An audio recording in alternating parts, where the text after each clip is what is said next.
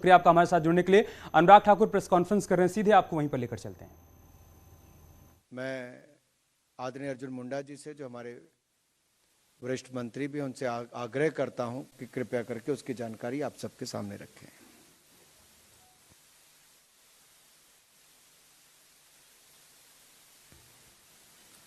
आदरणीय मंत्री अनुराग जी ने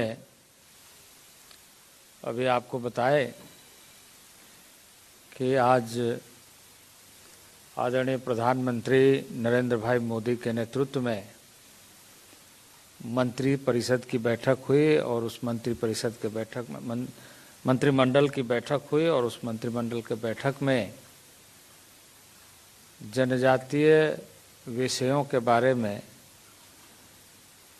फैसले लिए गए, जो काफ़ी दिनों से विभिन्न राज्यों के मामले इस तरीके से बरसों तक पेंडिंग रहा और वो इस तरह के सुविधाओं से वंचित रहे। छत्तीसगढ़ राज्य के लगभग 12 ऐसे जातियों को, जिसमें 11 पर्यायवाची शब्द के रूप में और 1 को, क्योंकि छत्तीसगढ़ में कुल अधिसूचित 42 जनजातियां इस समय है और उसमें से 11 में पर्यायवाची शब्द के रूप में जोड़े गए हैं।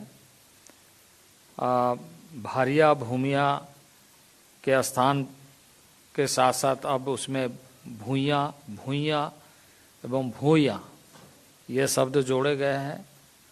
वहीं क्रमांक संख्या 5 में ही भारिया के स्थान पर पर्यायवाची शब्द के रूप में भारिया शब्द को भी जोड़े गए हैं। प्रविष्ट संख्या 5 पर पंडो जो स्पेलिंग में डिफरेंसेस होने के वजह से कठिनाई होती थी, उसको भी इसमें जोड़ा गया है। प्रविष्ट संख्या 14 में जो धनवार है, उसमें धनुवार, धनवार आदि पर्यायवाची शब्द के रूप में जोड़े गए हैं। इसी तरीके से क्रमांक 15 में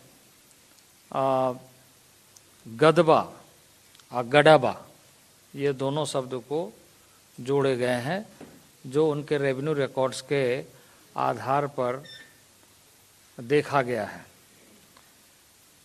इसी तरीके से क्रमांक 16 में गोंड के रूप में गोंड शब्द को जोड़ा गया है। क्रमांक संख्या 23 में कोंद के साथ कोंड शब्द को जोड़ा गया है। तो इसी तरीके से कोडाकू हैं,